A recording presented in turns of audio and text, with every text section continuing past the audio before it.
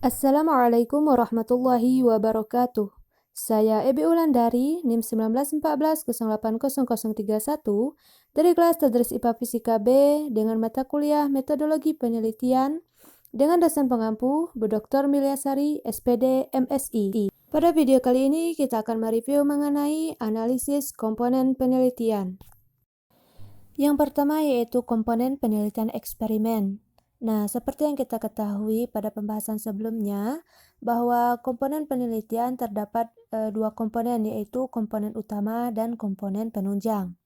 Nah, pada komponen utama, yang termasuk ke dalam komponen utamanya yaitu bab 1 sampai bab 5. Nah, pada bab 1 yaitu pada pendahuluan, terdiri dari latar belakang masalah.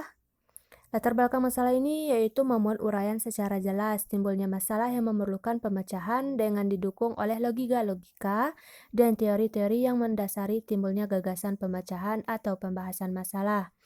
Dengan mengemukakan latar belakang masalah akan mempermudah rumusan masalah. Nah, jadi pada latar belakang masalah ini nantinya akan terdiri dari alasan mengapa peneliti ingin mengangkat permasalahan tersebut. Lalu nanti akan didukung oleh referensi pendukungnya. Lalu kemudian penyebab dari permasalahan tersebut dan juga nantinya akan berisi tentang akibat apa yang akan ditimbulkan jika permasalahan tidak diatasi beserta dengan solusinya. Nah, kemudian identifikasi masalah. Identifikasi masalah ini bukan merupakan hal wajib yang harus ada pada bab pendahuluan. Nah, pada identifikasi masalah ini yaitu berfungsi sebagai upaya untuk menjelaskan masalah dan membuat penjelasan dapat diukur. Identifikasi ini dilakukan sebagai langkah awal penelitian. Jadi, secara ringkasnya, identifikasi adalah mendefinisikan masalah penelitian. Nah, kemudian selanjutnya yaitu batasan masalah.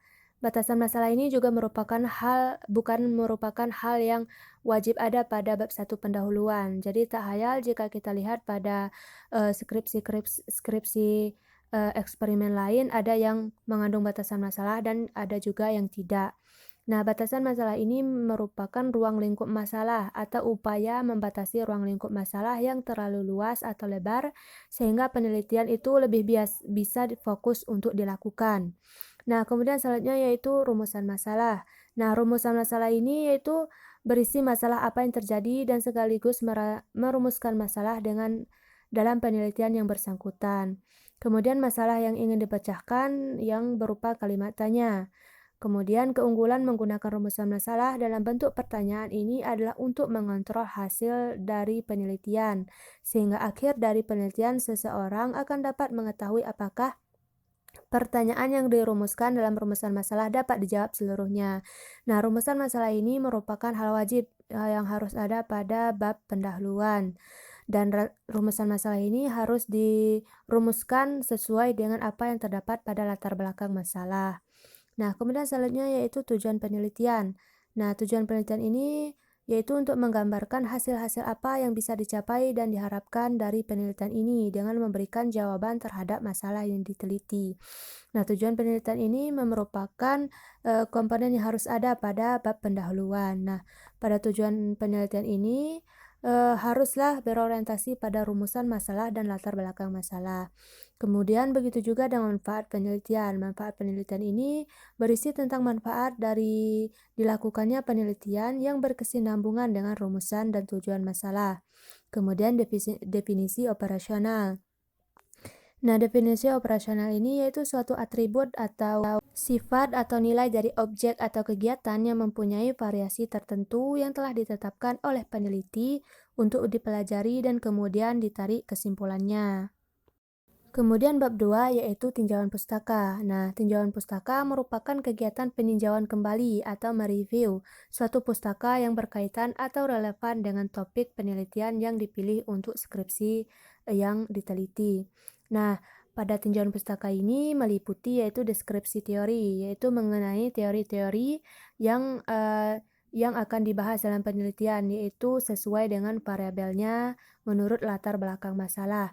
Kemudian penelitian yang relevan. Nah, penelitian yang relevan ini adalah penelitian sebelumnya yang ada kaitannya dengan penelitian yang akan dilakukan. Kemudian kerangka berpikir. Kemudian hipotesis. Nah, hipotesis ini boleh ada dan boleh juga tidak. Kemudian selanjutnya yaitu bab 3, yaitu metodologi penelitian. Nah, pada metodologi penelitian ini, yaitu menguraikan langkah-langkah penelitian yang akan dilakukan secara rinci, mulai dari perencanaan, pelaksanaan tindakan, observasi, evaluasi, refleksi yang bersifat siklus. Kemudian metodologi penelitian ini meliputi yaitu rancangan penelitian yang termasuk di dalamnya itu jenis dan desain penelitian. Dan desain penelitian ini biasanya hanya terdapat pada penelitian eksperimen. Kemudian selanjutnya lokasi dan waktu penelitian. Kemudian subjek penelitian, yaitu mengenai siapa populasinya dan siapa sampelnya. Nah, kemudian teknik pengumpulan data, kemudian variabel penelitian. Variabel penelitian ini boleh ada dan boleh juga tidak. Kemudian instrumen penelitian, kemudian teknik analisis data. Kemudian pada bab 4 yaitu mengenai hasil dan pembahasan. Nah, pada bab 4 ini yaitu mengelola data lapangan sesuai dengan yang dituntut oleh penelitian sehingga terbuka kesempatan untuk menarik pengertian dan penafsiran secara tepat dan signifikan. Nah, pada bab 4 ini biasanya meliputi yang pertama ada deskripsi hasil penelitian. Nah, kemudian yang kedua ada analisis data. Nah, kemudian dalam analisis data tersebut akan ada nantinya ada uji validitas, uji reliabilitas, kemudian uji beda, homogenitas, dan uji hipotesis. Yang kelimanya akan dianalisis dalam data tersebut, di mana uji-uji tersebut merupakan teknik pengumpulan datanya. Nah, yang terakhir ada pembahasan, yaitu pembahasan mengenai hasil penelitian. Apakah hasil penelitian itu diperoleh sama seperti apa yang dikehendaki dalam rumusan masalah atau tidak. Nah, kemudian pada bab 5 yaitu bagian penutup, yaitu merumuskan secara ringkas jawaban atas masalah dan hipotesis yang diteliti, serta tindakan yang dilakukan untuk memecahkan masalah sesuai dengan siklus yang dikembangkan.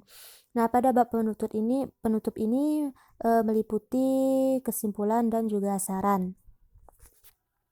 Kemudian selanjutnya bab penunjangnya. Nah, pada bab penunjang itu ada bagian awal dan bagian akhir. Nah, bagian awal ini yaitu terdiri dari cover, kemudian cover dalam, kemudian dalam cover dalam itu terdapat halaman persetujuan, halaman pengesahan, kemudian halaman pernyataan, kemudian moto, kemudian abstrak, kemudian kata pengantar, daftar isi, tabel, dan juga lampiran. Nah, sedangkan pada bagian akhir terdapat daftar pustaka. Nah, biasanya juga sering dilampirkan mengenai biografi penulis. Yang kedua yaitu komponen penelitian pengembangan atau R dan D. Nah, sama seperti penelitian eksperimen, ada dua komponen yaitu utama dan penunjang.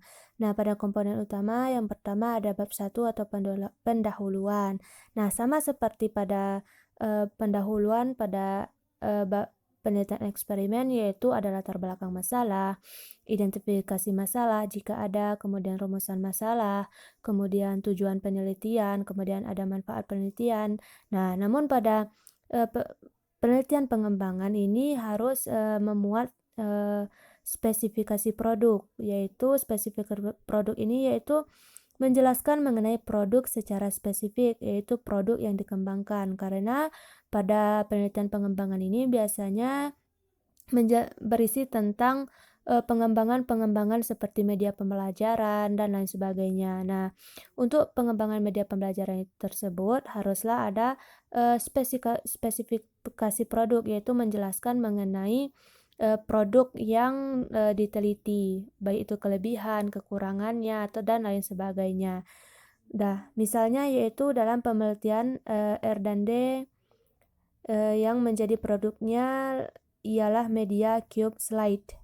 Nah, kemudian yang kedua yaitu landasan teori. Nah, sama seperti bab eksperimen sebelumnya, pada landasan teori untuk penelitian R&D ini juga memuat kajian teori yang relevan dan meliputi seperti konsep pengembangan model, media yang dikembangkan, kerangka teoritik, relevansi model pengembangan, dan rancangan model.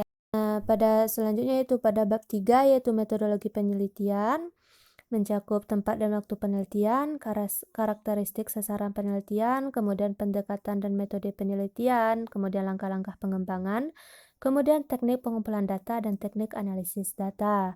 Nah, kemudian pada bab 4 meliputi pengembangan produk, kemudian kelayakan media, kemudian efektivitas model, dan juga kemudian ada pembahasan. Nah, kemudian pada bab 5 kesimpulan dan saran. Dan pada bab 5-nya, bab penunjangnya yaitu pada bagian awal dan bagian akhir. Pada bagian awalnya yaitu cover dalam, abstrak, kata pengantar, eh, kemudian persembahan, daftar isi, tabel, gambar, dan juga lampiran-lampiran. Nah, pada bagian akhir yaitu daftar pustaka. Nah, untuk penelitian pengembangan ini harusnya ada lampiran-lampiran, yaitu mengenai langkah kerja atau cara menggunakan media yang sedang diteliti. Kemudian selanjutnya komponen penelitian korelasi. Nah, sama seperti sebelumnya yaitu komponen utama dan komponen penunjangnya. Nah, pada komponen utamanya itu sama saja seperti penelitian-penelitian sebelumnya. Nah, namun pada komponen penelitian korelasi ini pada landasan teorinya hendaknya adanya hipotesis penelitian, karena biasanya yang penelitian korelasi ini biasanya menggunakan penelitian kuantitatif, sehingga harus ada hipotesis penelitian atau penarikan kesimpulan sementara. Begitu juga dengan komponen penunjangnya, semuanya sama seperti komponen-komponen penelitian sebelumnya. Selanjutnya yaitu komponen penelitian deskriptif kualitatif. Nah, ada dua juga, yaitu komponen utama dan komponen penunjang. Nah, komponen utamanya yaitu memuat 5 bab penting, mulai dari pendahuluan, landasan teori, metodologi penelitian, hasil dan pembahasan, dan juga penutup. Begitu juga dengan komponen penunjangnya. Namun biasanya pada penelitian deskriptif, baik itu kualitatif maupun kuantitatif, yang harus ditekankan yaitu mengenai tempat dan waktu penelitiannya, itu harus ada. Selanjutnya yaitu ada komponen penelitian deskriptif kualitatif. Nah, yaitu ada dua komponen utama dan komponen penunjangnya. Nah, pada deskriptif kuantitatif semua hampir sama dengan penelitian-penelitian sebelumnya, namun pada deskriptif kuantitatif ini biasanya harus memuat hipotesis, karena data akan diperoleh data, kemudian data tersebut harus ada hipotesis sementaranya terlebih dahulu. Selanjutnya yaitu komponen laporan penelitian PTK. Nah, sama seperti sebelumnya, yaitu ada komponen utama dan komponen penunjangnya. Nah, semua komponen utama dan penunjangnya hampir sama dengan penelitian sebelumnya. Nah, selanjutnya yaitu komponen penelitian kepustakaan, yaitu ada komponen utama dan penunjang. Namun bedanya pada penelitian kepustakaan ini terdapat penelitian yang relevan pada studi kepustakaannya, dikarenakan penelitian kepustakaan ini yaitu menggunakan metode pustaka, yaitu dengan lebih banyak melihat penelitian-penelitian yang relevan yang sama seperti dengan topik atau penelitian yang ingin dikaji atau yang ingin diteliti. Nah, begitu juga untuk komponen penelitian mix atau campuran, baik itu sekuensial maupun konkuren. Semuanya memiliki komponen-komponen yang sama, yaitu komponen utama dan komponen penunjang. Nah, demikianlah review kita mengenai analisis komponen skripsi. Terima kasih. Wassalamualaikum warahmatullahi wabarakatuh.